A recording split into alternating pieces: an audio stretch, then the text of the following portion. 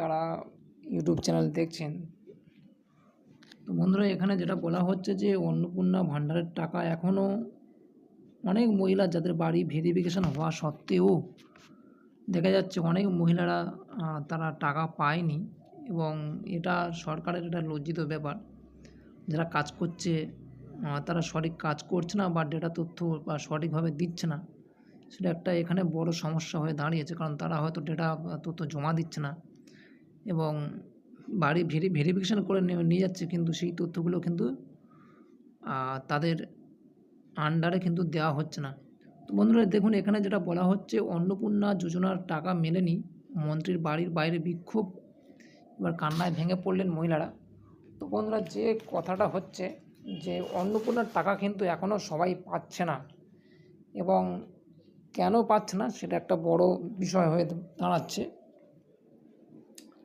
যে বাড়ি ভেরিফিকেশনের জন্য লোক যাচ্ছে, এবং তা সত্ত্বেও তাদের কিন্তু টাকা দেওয়া হচ্ছে না, এবং যে তথ্য লিখে নিয়ে যাচ্ছে সেই তথ্যগুলো জমা করছে না। যারা নিয়ে যাচ্ছে তারাও জমা হয়তো করছে না। তো বন্ধুরা, আপনাদের উচিত যে প্রত্যেকে মিলে, যেখানে বিজেপির কর্মী সদর দপ্তর আছে সেখানে গিয়ে রিপোর্ট করা, এবং তাদের যে অফিস আছে সেখানে গিয়ে অবশ্যই বলা। তো বন্ধুরা, এখানে দেখুন যেটা বলা হচ্ছে যে অন্নপূর্ণা যোজনার টাকা না মেলায় দিকে দিকে বিক্ষোভ, কান্নায় ভেঙে পড়লেন মহিলারা। তো বন্ধুরা, অবশ্যই এই তথ্যটা সঠিক যে 1,45,00,000 অন্নপূর্ণার টাকা পাঠিয়েছে, এবং আগে যারা টাকা পেয়েছিল তারা পায়নি, এবং অনেকে এখনও পর্যন্ত প্রথম থেকে টাকা পাচ্ছে না, তাদের তথ্য সঠিক হওয়া সত্ত্বেও।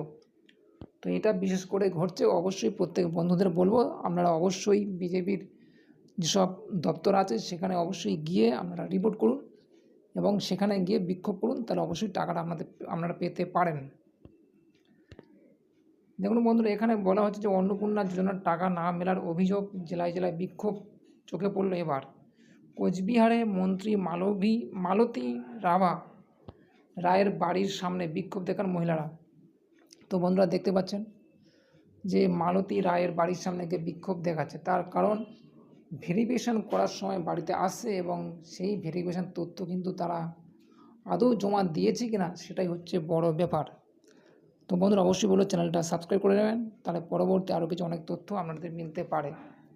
পূর্ব বর্ধমানের ঘুষকরাতেও প্রতিবাদ নামেন অনেকে। হুগলির চণ্ডীতলায় বিডিও অফিসে বিক্ষোভ দেখান। জলপাইগুড়ি, পুরুলিয়া, আসানসোল, দুর্গাপুর, বনগাঁতেও প্রতিবাদে নামেন অনেকে। তো বন্ধুরা দেখতে পাচ্ছেন প্রতিটি জেলায় অন্নপূর্ণার মহিলারা বিক্ষোভ করছেন, তার কারণে অবশ্যই আমাদেরও বিক্ষোভ করা দরকার, যারা টাকা পাচ্ছেন না।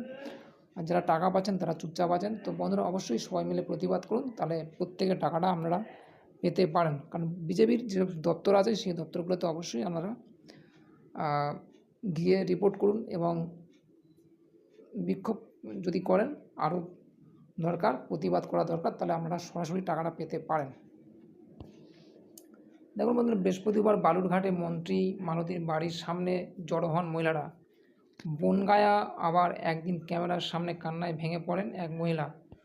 দুর্গাপুরে পুলিশের সঙ্গে বচসা শুরু হয় আবেদনকারীদের। পরিস্থিতি সামাল দিতে রীতিমতো হিমশিম খেতে হয় পুলিশ থেকে আধিকারিকদের। আসানসোলের বাসিন্দা স্বাগতা মুখোপাধ্যায় বলেন, আমাদের বাড়ি গিয়ে আশা কর্মীরা ভেরিফিকেশন করে আসেন, এখানে দেখলাম অ্যাপ্রুভ, কিন্তু কাল পোর্টালে দেখাচ্ছে ভেরিফিকেশন চলছে 3টি ঘর নিয়ে, আমাদের 3টি ঘর নেই। তো বন্ধুরা বুঝতে পারছেন যে যাদের 3টি ঘর নেই সেখানে 3টি ঘর কোথা থেকে আসে।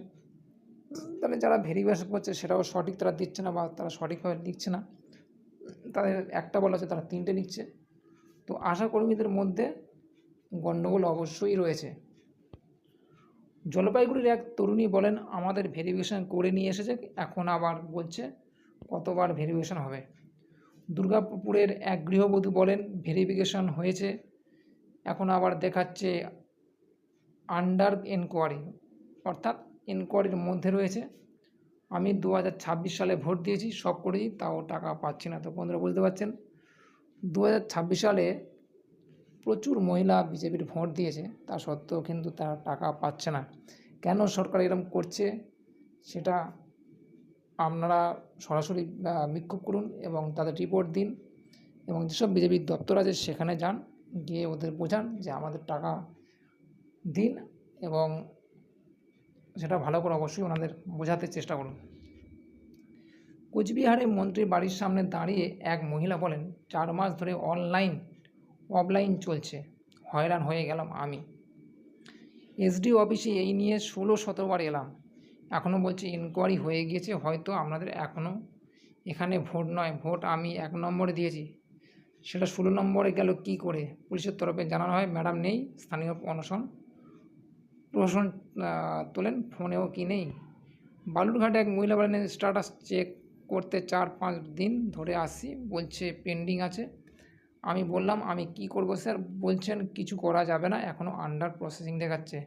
এটা কেন হবে? এদিন ক্যামেরার সামনে কেঁদে ফেলেন বনগাঁর মহিলা। তো বন্ধুরা, সব নিচে দেখুন লেখা পরিষ্কার রয়েছে যে রাজ্যের মুখ্যমন্ত্রী শুভেন্দু অধিকারী জানিয়েছেন 1,45,00,000 মহিলার অ্যাকাউন্টে অন্নপূর্ণা যোজনার টাকা পাঠিয়ে দেওয়া হয়েছে। তো বন্ধুরা, তিনি টাকা পাঠাচ্ছেন কিন্তু টাকা তাহলে ঢুকছে না কেন? সেটাই সবথেকে বড় প্রশ্ন। টাকা কেন ঢুকবে না? টাকা কোথায় যাচ্ছে? তো এই হচ্ছে ব্যাপার। তো বন্ধুরা, অবশ্যই আমাদের প্রত্যেকে বলব, প্রতিটি জেলায় যেসব বিজেপির দপ্তর আছে সেখানে গিয়ে বিক্ষোভ করুন। যারা ভোট দিয়েছেন তারাও বলুন যে আমরা ভোট দিয়েছি, আমরা টাকা এখনও পাচ্ছি না। কারণ সরকার কিন্তু 3,000 টাকার কথা বলে কিন্তু সরকারে এসেছে, সে সরকার কেন টাকা দেবে না? তো বন্ধুরা, অবশ্যই চ্যানেলকে সাবস্ক্রাইব করুন এবং পরবর্তী খবরের জন্য অবশ্যই প্রস্তুত থাকুন। নমস্কার।